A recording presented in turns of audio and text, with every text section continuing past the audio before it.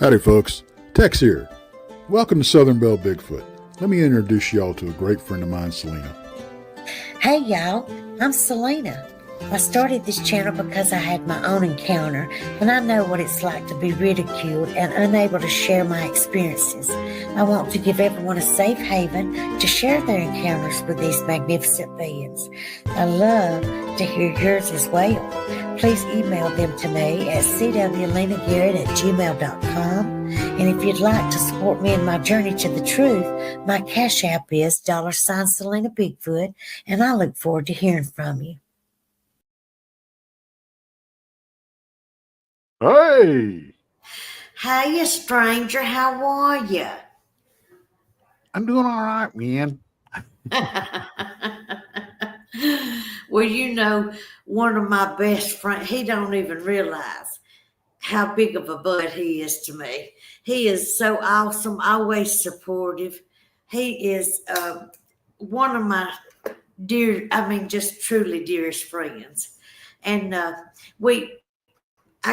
guess after my sighting, like I said, you start meeting people and you realize which ones that are always there and that say just the right thing that you need to hear. You know what I mean? And so it was David Blalick. And I remember thinking, please let me say his name right. I don't know if he pronounces it Blalick or Blalick, but I said Blalick is so much more fun to say. Well, we're going to find out because we got his stuff backstage, and I mean, he's holding back the skeletons in the closet back there right now.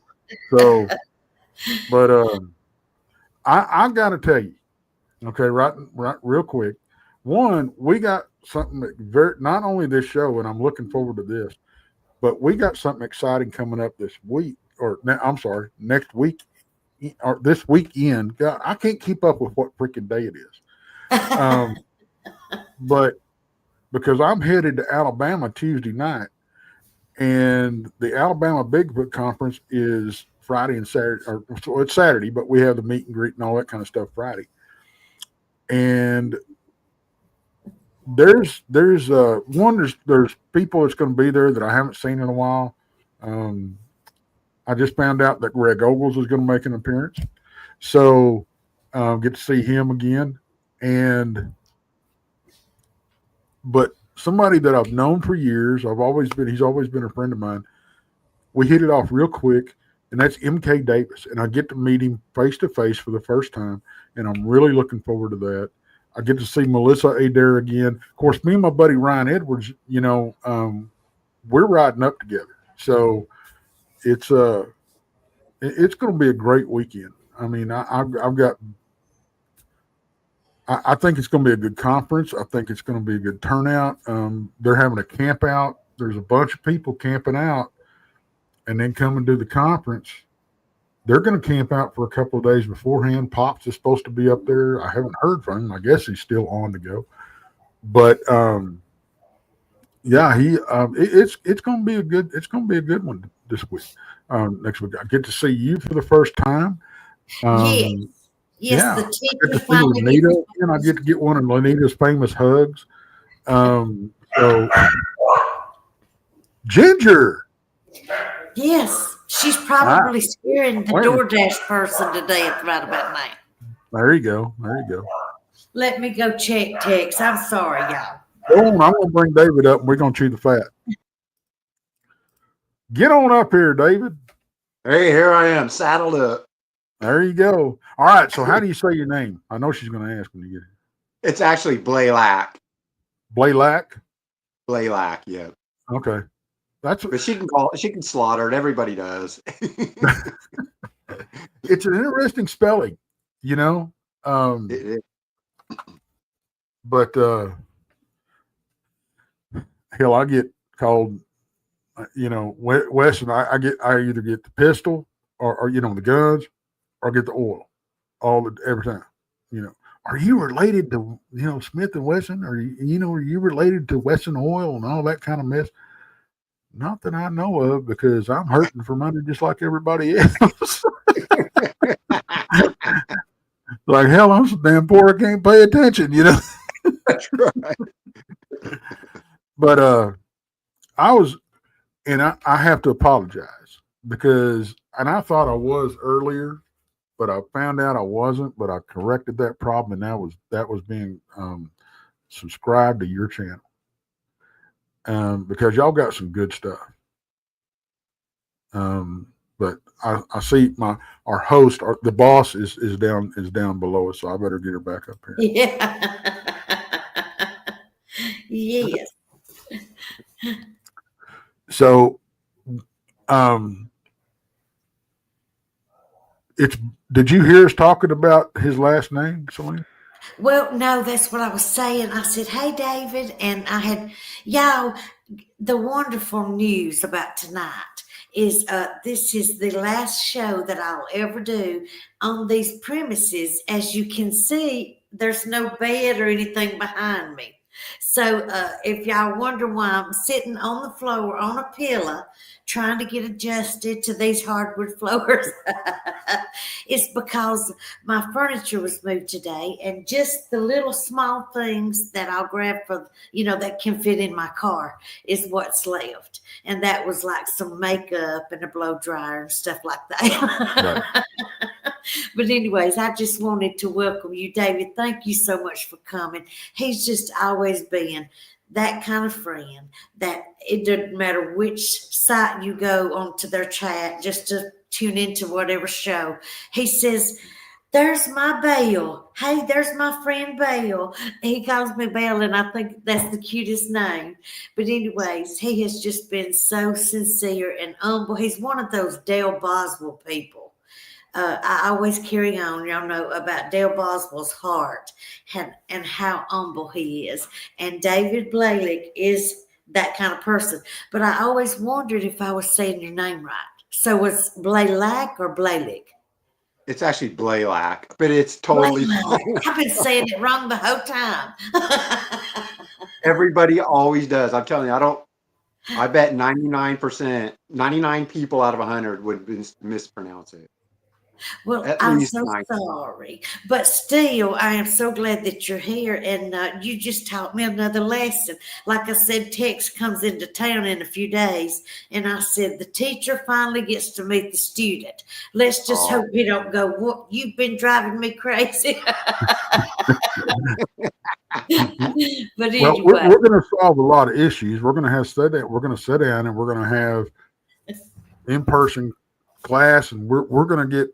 She's going to be flying solo before I get done with it. Yeah, he did say that, Selena, that's about the time that you start learning to do things on your own. And I'm like, I know.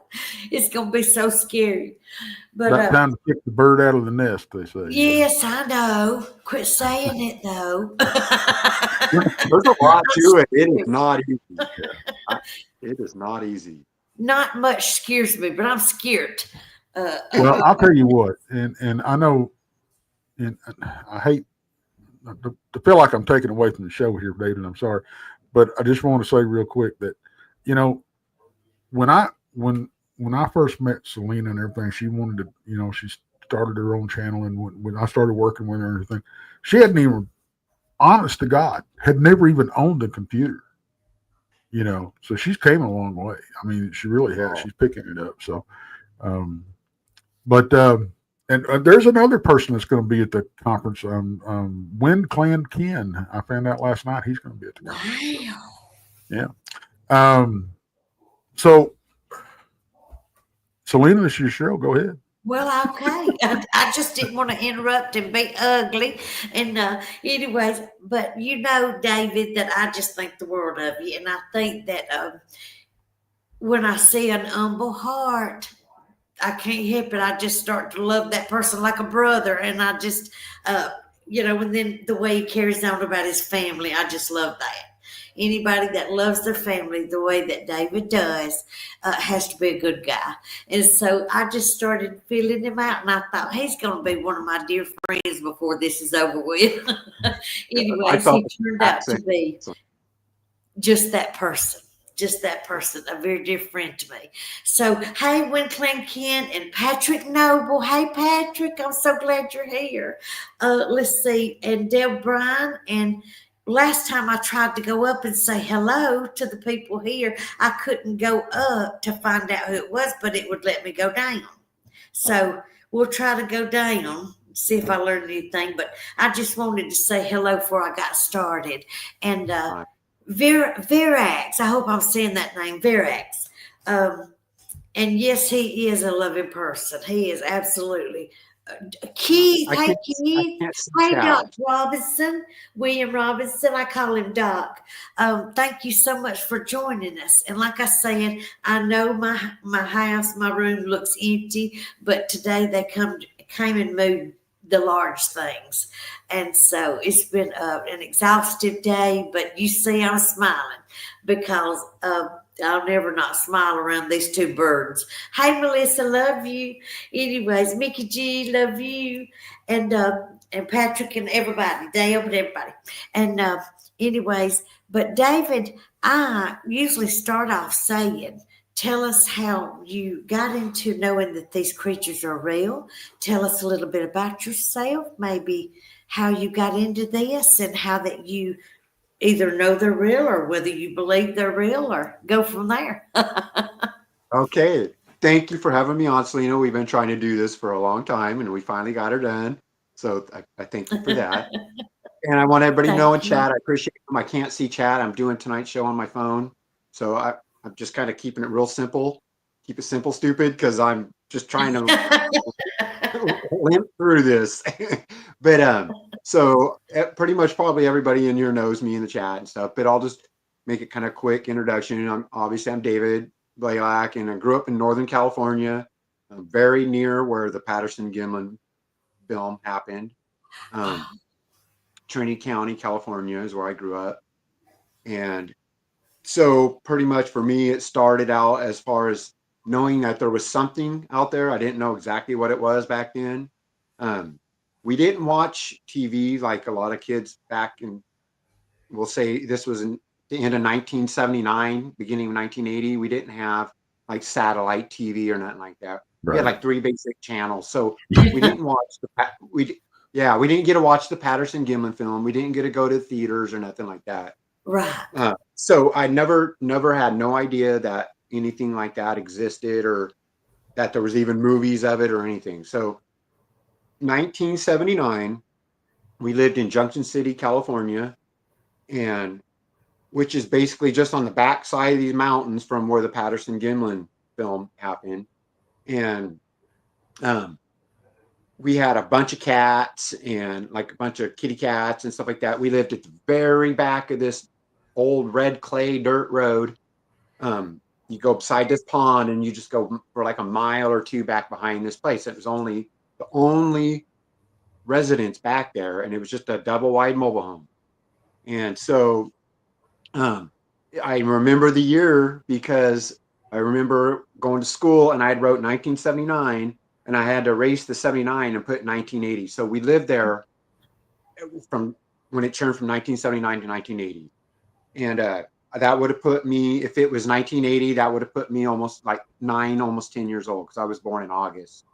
So, I was getting close. I was 9.5 years old or something like that. So when we first moved to this place, so we moved to this place kind of temporarily until we were buying a mobile home and a property, and we were going to move the mobile home onto that property. So we just lived in this place as a temporary place to live. And we'd only lived there maybe 2 or 3 months, maybe a little longer, something maybe 3 or 4 months. And so long story short on it, my brother Charlie come running in the house one day. He's like, Mom, I found these huge footprints. And he was our older brother. He was the oldest out of 6 kids. And my mom was like, what are you talking about? He's like, Mom, they look like our footprints, but they were huge. And you could see on his face like fear. And even before this and after that, we would be awake at night and we would hear these screams coming off of the side of there was kind of some bluffs up behind our house. And everybody's going to, our first thing, and it's good, you should debunk everything, and question everything. We're like, oh, it's a mountain lion or it's a bobcat or a fox or this or that. That could be, but man, I'm telling you, they would have had to have huge lungs to be that loud from that far away. Right. And my mom would get tears in her eyes just listening to it and telling my dad. We would just sit there with the window open at night listening to it, and just like just like a woman being murdered or something. It was just scary sounding. And my mom would be like to my dad, Chuck, you got to do something. You got to help her. My dad's like, honey, that's not a woman. It's not a person. Chuck, what is it then? You got to help him. And he's like, honey, it's not a person. It's an animal or something. And us kids were all looking at each other like, whoa, like scary sounds. And so then my brother finds this huge footprint and then kind of wrapped this place up. So before we moved in, when the people were showing us this mobile home, there was on the outside of the mobile home, there was a piece of plywood that was screwed where a door used to be. The door wasn't there no more, just the plywood. And that was an outside entrance to a pantry, like a food pantry. And that end of the mobile home was off the ground because the ground sloped off. And there was like 3 feet of cinder blocks that kind of supported that end of the trailer. And that was where me and my older brother's room was, at that end of that trailer, right across the hallway from that pantry, that food pantry. So middle of the night, I have no idea what time it is. Just I know it's dark and late. And my brother Charlie's sleeping on the outside of the bed. I'm sleeping up against the wall, and I'm laying on my back. And I have a little fluffy kitten on my chest, and up in the windowsill right beside me, there was 3 kittens up there, just sitting on the windowsill. And it was light enough outside where I could see the silhouette. I mean, I could see them perfectly good and stuff. And I'm sitting there playing with the kitten, and all of a sudden my kitten like poofs up, like when they're scared or something or they're playing. Yeah. And so I stop and I look up, and those 3 kittens in the windowsill were doing the same thing. They're all turned sideways, looking out the window, and their heads are all 3 turning the same. And so I'm just kind of watching them, and all of a sudden I just hear boom, boom, boom, and I could tell it was going like back of my room and going around into that trailer. I could hear it go to the end of the trailer, turn, and come up that other side towards that pantry. And it was like, doom, doom. And literally I could just feel it shaking. And I'm actually feeling for my brother, trying to wake my brother up. And he was kind of curled up down towards my knees, down low in the bed, like he was under covers. Yeah. And like I said, I'm like 9 years old. And it's kind of quiet for just a second. And I'm just listening. My eyes had to be huge. I was just listening. And literally, it was almost like you could feel that, like a big wind when it hits like a mobile home or a camp trailer, how you kind of feel it shudder a little bit. Right. That, and I heard, and I knew it was that plywood breaking. And so I jump up and I go to my door, which is closed. And like I said, it's directly across the hallway from that pantry. And the inside of the trailer, there was no inside door to the pantry. It's just open. So as soon as I open my bedroom door, I'm like looking straight across the hallway to that pantry. And so I get up to the door, and I'm literally like turning the knob as quiet as I could, and went click, just barely click. And I just heard boom, boom, boom, boom, going around the trailer, boom, boom, boom, just ran off. So I just flung open my door and went run into my skivvies into my mom and dad's bedroom at the other end. And my mom's like, son, you're dreaming, or son, it's the cats fighting outside. I'm like, no, Mom, there's a monster. Mom, there's a monster outside. She's like, well, just slip in bed with me, and we'll check it out tomorrow. And I just remember laying there just totally freaked out because I could just feel the weight. And I said, Mom, it broke the house. That's what I said. Mom, it broke the house. Yeah. And she's like, son, it was the cats fighting. I'm like, no, Mom, there's a monster outside. It broke the house. So the next day, my mom picks me and my younger brother, my sister's up from school, like 7 miles away. We get in the car, and my older brother's in the front seat. He's like, hey, David, do you remember last night? And I was like, yeah. And he's like, wait till we get home. So we get home, and my dad, who worked at the mill, he just got home while we were pulling up there. And he was walking, he'd beat us there we can see he just pulled up and was walking over to that pantry door. And he's standing there looking up at it. So our whole family walk up there. And like I said, this end of that trailer was off the ground by like 3 feet. And so you have the bottom of the door like 3 feet off the ground. So the top of the door is like, what, 9 or 10 feet? What's a standard door? Right. Like 7 foot tall or something? Whatever the height is. So you're talking 3 feet plus to the top of this door. Right. that plywood, you could see like scuff marks. I want to say like claw marks. That's what they look like.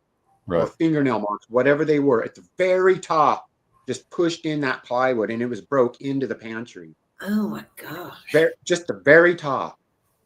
And we all walk up, and my mom's like tall. She was like 5'9" or 5'10" or something. And she's standing there with her head cranked looking up. She's like, Chuck, what could have done that? And my dad just kind of looking at it like, I guess a big bear. And she's like, what kind of bear would it? And we only had black bears down there. There's no grizzlies or nothing. And, you know, now being an adult, and I've hunted a lot of bears and stuff like that, been around a lot of bears, there ain't a black bear on earth that's reaching up 10 foot and pushing in plywood. They're going to go down at the bottom of the corner, pry out, you know, pry that out to try to get in there. So all that didn't fit. Long story short, we moved out of there within probably maybe a couple weeks or something after that. We were gone.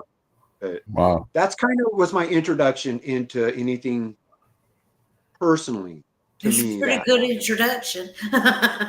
There was a monster there. I knew that. Yeah, and it was certainly wasn't a cat that broke the house. That's for sure. That's for sure. And my dad would tell us stories of him and my uncle. So he grew up, well, didn't grow up. He grew up in Arkansas. My dad did. And moved to California, and he lived near the redwoods in Northern California along the coast. Oh, I've always wanted to see the redwoods. Yeah, and I was born there in the redwood area. So, but him and my uncles used to go deer hunting, and they would go out camping out in those mountains around the redwoods. And my dad and my uncles, which they were all, you know, outdoorsmen kind of guys, were camping. And this is the first time that I knew that there was something before my experience hearing that walking around our trailer. This was the only story that I'd ever heard or seen that told me maybe there's something out there. And my dad would get kind of that worried look when he tell it. They were camping, fire was almost out, and you know they were in bed, sleeping on their sleeping bags, and fire was almost out. And my dad said to them, it sounded like a monkey started screaming at them, a monkey. And he said pretty soon it was all around them. And he said they couldn't tell if there was monkeys running, like one running around screaming, or if they were surrounded by them. And he said, sounded like monkeys, but big ones, and screaming at them. And he said they literally got up, packed up their stuff, and left right then. People do that a lot. People do that a lot. Yeah, and that to me, when my dad told me and my brother and stuff that we were like, well, Dad, what could, you know, we didn't even know about Bigfoot or not. Dad, what could that have been? He's like, son, I don't know. It must have been an owl maybe, or, you know, or some monkey that got loose somewhere. And like, okay, you know, just write that off, because we had no idea what it was. But. Oh yeah, it was always just one of those mythical creatures that people just, you know, told scary stories about. It wasn't real, you know. And so I told you I was an eye roller. I just always was. And of course that what I speak of, karma gets you eventually and makes you realize that all those eye rolls come back on you. That's right. That's right. Well, so later on, I guess like the other thing that happened, and my dad was not a believer. He thought if there was anything, any monsters or any creatures or aliens, anything like that, that it was like satanic, demonic. Didn't want nothing to do with any of that. It was all dark. But later on in life, when we moved to Trinity County, his best friend was like a logger guy that ran a Caterpillar, a bulldozer. Right. And my dad, this is like old growth Douglas fir country, like 10-foot diameter, you know, big old growth timber, virgin timber. And they were cutting a road, the very first road into this timber, clay dirt, like I said, like red clay. And my dad was helping them run that dozer, cutting that road in. And they worked until dark, got up the next morning, got up there at like 4:30 in the morning. They were going to diesel up that cat. And as they were fueling up the cat. It was getting daylight. They noticed that these ginormous footprints came out of the big old growth timber, walked right around the cat, and walked right back down in the timber. And my dad goes, "Oh, those hoaxers were trying to shut down the logging." We're like, "Dad, you think it was hoaxers?" And he goes, "It had to have been. Who else would it have been?" And we're like, Bigfoot, something. And he's like, "Well, he goes, they looked real. The prints looked real. It didn't look like a board, like somebody just used a board." And he said they just walked around the cat and walked off. And he said, "Well, that's not shutting down your logging, Dad." And the other thing is, there's no other road up there. How would they even have walked up there to hoax the prints? You're talking miles and miles up this road to get to this where they were going to be logging, but it was just a road cut. And he's like, "Son, I don't know." He goes, "I think they were just trying to shut down the logging." So, yeah. You just can't deny that I mean, you can try, but eventually something gets your attention and shows you that you've been naive, which is what happened to me. I had been naive for so long. And of course, Tex, he saw a dog man before he even seen a Bigfoot. So I can't imagine seeing a dog man, because it's hard enough thinking that there's something out there that favors us and gorillas, such a large thing that it just puts you in a state of shock. And then that there's something that has ears in a nozzle, just like a big old snout. Golly, people, it's giving me so bad. There's actually a term for that when things look like us, but they're not us and we're scared of them, that's called uncanny valley. And it's called what? Uncanny valley. Now, I used to give Jason McLean a hard time when he would talk about the uncanny valley. I said, "Is that over there by Valley Ranch where they make the ranch?" No,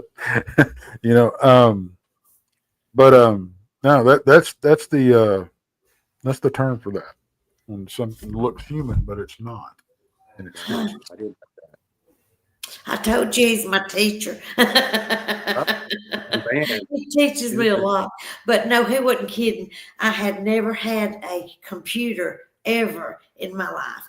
And at 54 years old, right as, like I said, around the time I had my sighting, I kept trying to get on YouTube and say, "Has anybody seen?" And I would describe what I had. But which, by the way, Tex, what is the lady's name? Oh, she's just so, to me, I just think she's so graceful and just so put together and naturally beautiful, and she's one of these women that does not have to wear a speck of makeup, and she can put her hair in a ponytail and still be just as beautiful and glamorous. But what is her name? She draws Bigfoot. In other words, she'll draw what you've seen. Is it Dorothy? Tell me her last name. Dorothy Wade. She has, I want to say, a grayish white colored hair, and she's such a pretty. Oh, you're talking about oh my gosh, she's a friend of mine. She is just thank you for it, Sibylla Irwin. That's her, Sibylla. You would think I'd remember that name, but yes, just as soon as you said it, I had told her, I said, "I've had a sighting and I would be interested in you drawing what I seen." Well, she wrote me back and said, "When is a good time?" There's a process, and that takes a few days for you to get back to them, and then for them to get back to you and things like that. Well, before you knew it, we had been talking for a little while, and we were fixing to set up a date to, for her to call me and to start getting the details from me. And I'm watching a video. I want to say, is it it's in Canada. It's a park, and a hunter was taking video because he was following a trail of blood and deer. Y'all might know which one I'm talking about. I want to say the state park has a K in it. But anyways, it's a very short name, but I want to say that it has a K in it. And anyways, I'm watching this video, and this thing is standing so still. And that hunter is following that trail of blood, and it starts finding deer bones and fresh deer, like they've just ripped the legs off right then, you know. And anyways, he's following, and he gets up to this tree, this real dark tree. And all of a sudden, this tree goes just a little bit, tilts its head. And I swear, y'all, I was like, out of all the pictures and documentaries, and believe me, I watch a lot of them, out of all the pictures and the way they described it and everything, this was what I seen. It looked like the same size, the same color. It moved. It was so strange because, see, mine just stood there when I seen them. But this one barely moved its head. Like if you wouldn't have been paying attention, you wouldn't have caught it. Thank God this man caught it moving its head just a little bit. So it kept moving from its face all the way down. And come to find out, it had found another Bigfoot, by the way, and filmed it also. And it was sitting down. But the one that was standing up, if you know what I'm talking about, but it's something state park in Canada. And it has I want to say a K. I may have it wrong. You know what's funny? One thing about Canada that they have, I was reading up on this. They have a Sasquatch Prudential Park, a national park called Sasquatch.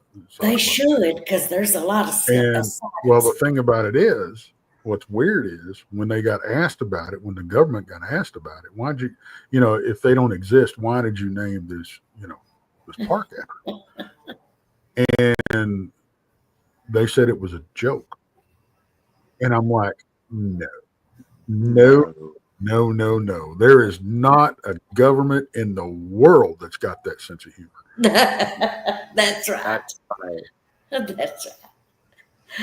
But, so there's a lot of little nuggets that we get dropped every once in a while, like that. But yeah, it's you talk about it looked like a tree and everything. I had one of those same experiences out down here in Oklahoma. We had one actually run through camp right by my truck and ran off into the brush.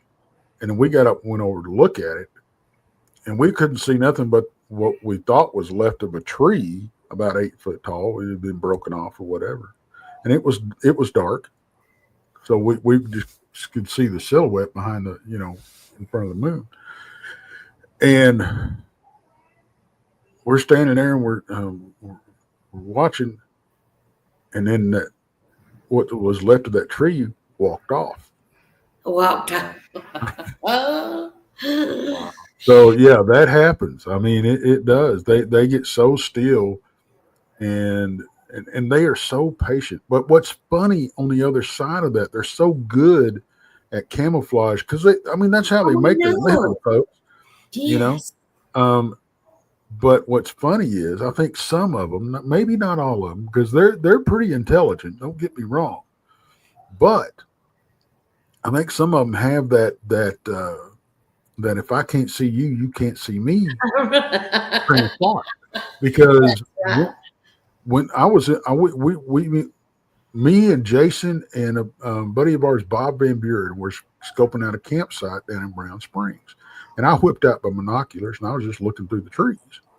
And about 40 yards off, I see this look like a damn calico cat, fuzzy. I mean, that's what the coat looked like.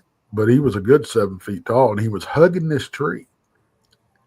And he had his head on the opposite side of the tree like this, and he was hiding. He thought he was hiding. And, so I think they have that attitude. I think they have that train of thought sometimes. But so, David, what when you got up in years. Yes, that's what I was going to ask. where did this lead you? I mean, all these experiences, where did this lead you? Honestly, up to 2019, I really didn't think nothing about it and didn't really have any Okay, so right after that, there was another experience that happened to the property. I told you we were buying that property Right. and waiting to move up there. There was a weird, strange experience that happened there, and that stuck with me for my whole life. It included red orb. I could go through it quickly. It's really strange, though. Well, absolutely. I mean, we got to hear it. You Okay. can't leave us hanging like that, bro. Well, most people have probably heard it, but it's out there. I mean, that's the only thing I can say. But I know it happened. So the first time I spit it out on a show, I think it was Sawdust Beast. I spit it out on Beast TV. It was so hard to say the words because it's even for me to say it sounds so far out there. Okay, so I woke up. We moved up to this property. This is near Trinity Center, California, by Trinity Lake, California. And still, it's not that far from the Patterson-Gilman film site. We were just around another corner of those same kind of mountains. But me and my younger brother slept in the living room on a hide-a-bed couch. It was a single wide mobile home. My two sisters slept in the bedroom, first bedroom in the hallway. Then you go up the hallway, and then there's bathroom, then the washer and dryer, and then my mom and dad's bedroom was the last bedroom at the end. So I woke up feeling like I had been, like literally physically had been being choked, and like I was out of air, and like I couldn't breathe. So I woke up and literally felt like there was pressure on my neck, and it scared me. So I went up into my mom and dad's bedroom. And my mom always let any of us kids, there were 6 of us kids, and I'm the second to the youngest. And any of us kids had an issue, mom would be like, climb in bed with us. And this is just after we moved from that place where I heard the breaking of the house. So I was, it might have been 10 to 12 years old, 13 maybe at the most, but somewhere, and I can't tell you exactly what year it was when this happened. Just after that, though. So I get up, I go into mom and dad's room. My dad slept on the right-hand side of the bed, my mom on the left. And I go in there and I'm like, Mom, I can't breathe. And she's like, what's wrong? Is there something in your throat? And I said, no, I feel like I'm choking. And she's like, can you breathe? And I was like, yeah, but I feel like I'm choking. And she goes, well, just climb in bed with me. So she scooted over and got in the middle, and I was on the outside. I'm laying there on my back, and I got my eyes closed, and I can't tell you what time it was. It was, again, it's probably midnight. I mean, just somewhere in the middle of the night. And when I came into their bedroom, I shut the door because whatever felt like it was choking me, I just wanted to shut the door and be away from that. And I don't know if anything really was. It just felt like it. Like my throat had pressure on it when I woke up. And so I go and I'm laying there on my back, and I'm still got my hand kind of on my neck like this. And through my eyeballs, I start seeing like light flickering. And it would be like if you're sitting around a campfire at night and you have your eyes closed, how you can see the campfire flicker. Right. Started seeing that. And before I even open my eyes, I'm thinking to myself, am I seeing this? So I concentrated, and I could see like the flickering, and I could see through my eyelids, I could tell that it was moving. So I opened my eyes, and about that time, my mom and dad's room is starting to glow like this red glow. And just sitting there, and I could see through the wall this light, this red color, and then I could tell that red was moving side to side, like it was coming up the hallway and it was getting brighter. And I could tell it was moving like side to side through the trailer. You could just see, you could kind of follow where it was coming from. And then it just like right up where the door, the wall, and the roof all came together right above the bedroom door. This red ball just stops like halfway in through the wall. It's smaller basketball. It's probably a foot. I was just to say, what now? When you say red, do you mean bright red, cherry red, dark red? I mean, there's a reason I'm asking. There's a reason. I explained it as like red hot lava. It was even, the inside was even turning like lava would, and so it was like a dark red, but it was a darker red. It wasn't like a bright red, dark red. The cow pasture orbs I was seeing was soft, almost a soft, creamy orange. And then the other one was like the inside of a soft light bulb, like an off-white light bulb. But that's why I wanted to know, was it bright? Was it light, soft, or whatever? You see the red in between up on the screen, the red in between you two? Can you see that? Is it? Yeah, Is, yeah. Yes. it was almost that red right there. Oh wow. Just about that red right there. Okay. And it lit up the whole room. And like it came through, it didn't make a sound. I couldn't smell it. I couldn't feel it. It just, when it came like a ball, like halfway through the wall right there, like 3 feet or 4 feet around it was like a purple aura, I guess you could say, like a purple glow. Right. And it was throwing from the edge of that red ball in all the directions. It was throwing these big white sparkles, just like a 4th of July sparkler. And those sparkles would leave the edge of that red and go out when they came to the edge of that purple. And I could see like the paneling of the walls, like the old mobile home paneling. I could Yeah. see the paneling lines through that glow and everything. And it just sat there. So I sit up, and my mom's facing away from me she's on her left side facing my dad away from me. And I sat up and I put my left hand on my mom's hip and I'm pointing at the red light. And I'm literally like, it's at the end of our bed. It's just right there at the feet of our bed. And I sit up, put my hand on my mom's hip, and I'm like, Mom, look at that red light. And she didn't move. I'm like, Mom, look at that red light. And when she didn't look, she didn't say nothing or move the first time. When I said, Mom, look at that red light, I turned and looked at her, and I could see her side profile perfect. Like I said, the whole room was lit up red and with a kind of a purplish glow now too. And she literally starts to lift her head up off the bed and lays it right back down. And I could see her lips were closed, but I hear her voice say, Son, you're dreaming, go back to sleep. It just how he knows so much in detail, like every little thing he said and seen. And I love details. Y'all know that. I love details. It was burnt. It's been burned into my mind. And my family, I'll just get to this. My family didn't know anything about the part after that's coming up. Right. They always told them about the red light that came into the room. Okay. That's all my family knew until I was probably in my 40s.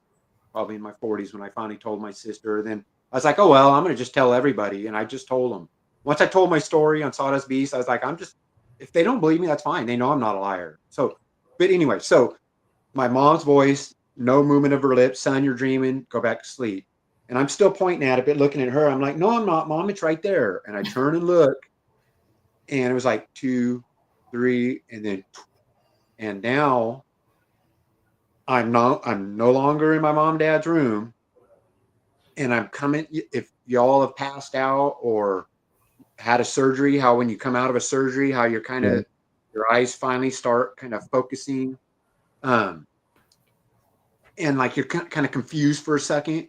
It was like that, but kind of came too fast. But it was like I was out, and then I'm coming to, and I'm still pointing, and my left hand is still off to my side. And I just talked to Dee Dee about this yesterday. It was so profound that it dawned on me how to explain this. So now it's like I'm looking through a glass wall, like a big glass window, but like a glass wall, clear. And I'm looking, and it's just black space and stars. And I always told people I knew I wasn't in my mom and dad's room. I knew I wasn't on Earth no more. Here's how I know. And this is what dawned on me yesterday. When you're on Earth and you're looking at stars, you're looking up to see the stars. When I was looking out there was stars all below me, out in front of me, and above me, like I was out among them. And it dawned on me yesterday that that's the way I can explain it, that I knew I wasn't on Earth. I was looking down on stars, out at stars, and up at stars.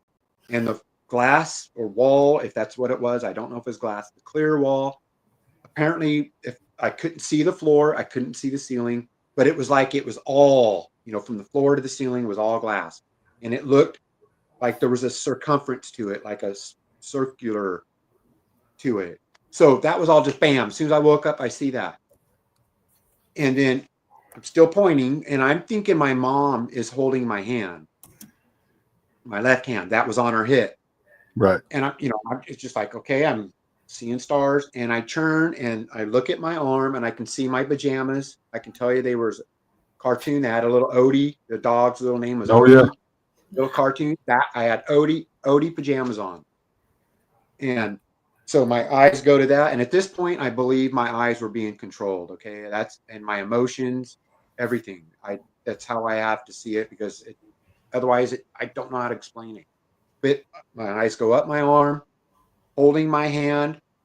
When my eyes get to my hand, it's a black skin, thick leather with wrinkles, red hair. Then I didn't know what it was immediately. Now I would know exactly what it was.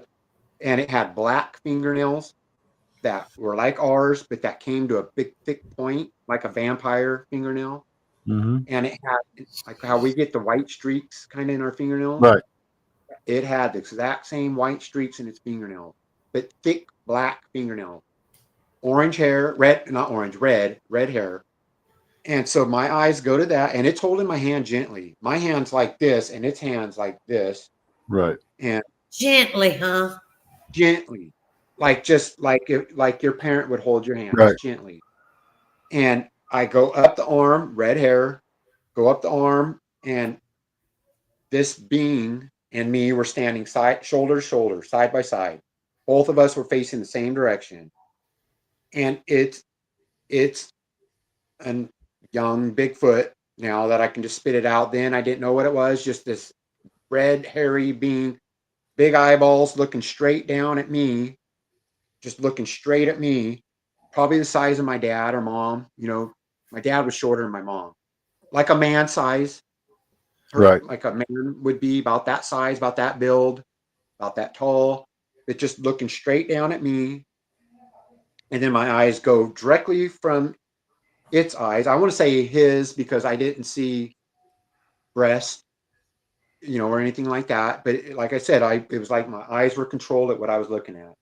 So then my eyes go from him and to its other shoulder, and it's holding the hand of a red-haired mama one that is standing catty corner to us. She's like 8 foot tall or something. I could tell you exactly how tall, but a lot bigger than the one that was holding my hand. And she's looking straight down at me with her eyeballs huge. I want to say they were either black pupils or brown pupils, but dark pupils, but with whites around them, just looking straight down at me. And she's holding hands with Dad Bigfoot, and so they're side by side, shoulder to shoulder, and me and the young one are catty corner to them, shoulder to shoulder. He's looking right down at me with the same look. They all three look like Patty. If I had to describe them, they all had like the classic beard look to them. Right. The more domed head, conical head, yeah. The classic tall scalp. And so go from that, and the room is like a cream colored, like a dirty cream color.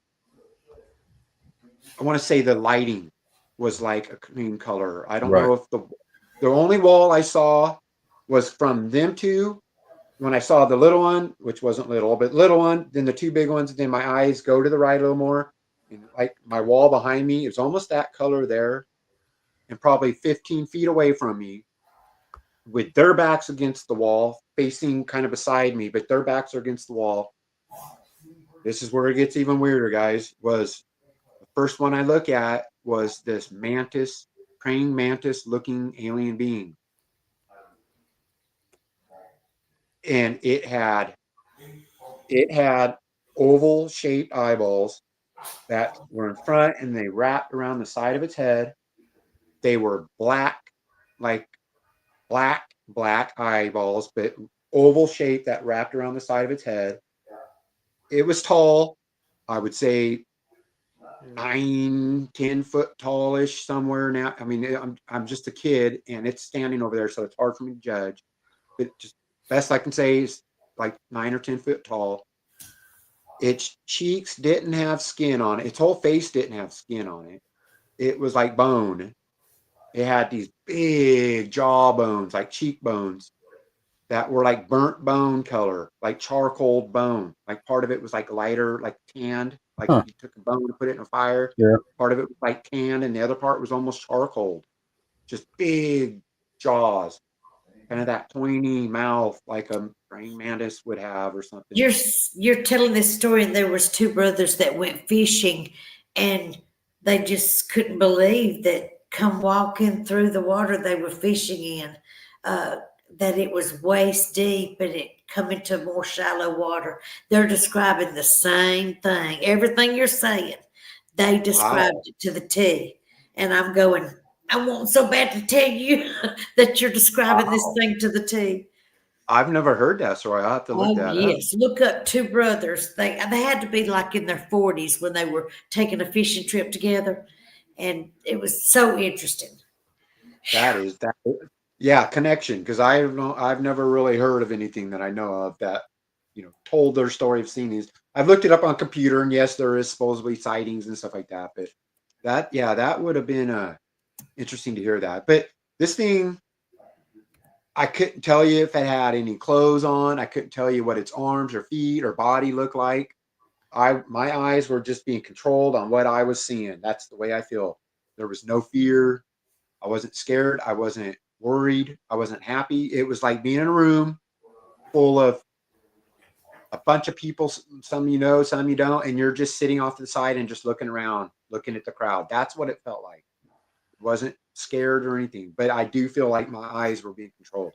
So standing next to that being was this other alien being, blue skin, like a light blue skin, tall, like same height as the mantis being or whatever, like 9 or 10 foot tall. This head was huge and round, like a ball, like a beach ball size, and round and blue. And its eyes were more almond shaped, like the gray alien being's eyes are more almond shaped, but they were like a silver mirror eyeball, like the cop glasses, those silver cop glasses that they wear. Can't remember the name. I know what you're talking about. It almost looks as if they're like aluminum foil almost. They're so, I placed, by the way, y'all, it just hit me the name of the park. So if you'll go to in the chat, it was, I want to say Banff, Banff, Banff National. That's where he's seen that face go, tilt his head a little bit, and it was a mess. Y'all have got to go look that up and look up that park, and it'll show you the videos. But I know what you're talking about, the cop glasses. I remember Chips enough. I certainly watched that show. Yes, how that silver mirror. Yes. But that's what this blue one had. And I could see huge blood veins or vessels or whatever. You could see those under the skin. Like you could just see the layout of the vessels and stuff. And they were both side by side. It looked against the wall, like if the wall I would be facing over here was what they had their backs, and they were looking beside me. So it was like bang, bang, little Bigfoot, mama, daddy, alien, and then I turned directly to my right, and there beside me, literally probably 5 feet beside me, was a gray alien being. And it was like standing, it was facing the same way I was, facing those two big the big tall ones, and literally without making a sound, but its head was going like a bobbleheading, looking up at them, but bobbleheading. And then, I'm looking at it, and it's bobbleheading just for maybe a second. And then I just remember it turned, and we're almost like the same height. I'm maybe a little taller, but almost the same height. It turned, looked me right in my eyes, and boom. The next thing I know is I'm coming to again, like that same coming to again. And I'm walking like if I had left my mom and dad's room. I'm now walking back up the hallway towards the living room where I was sleeping to begin with. And I hear my own voice in my head saying, drink pickle juice, drink pickle juice.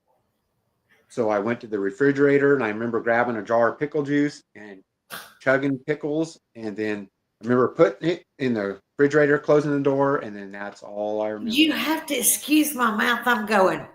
Because is anybody else, excuse me, Boondock Mojo, Verax, Keith, and Barbara Mora, y'all know I love all y'all. Good evening. But I'm telling y'all, when David is talking, and he said he heard green pickle juice, and he went to the refrigerator.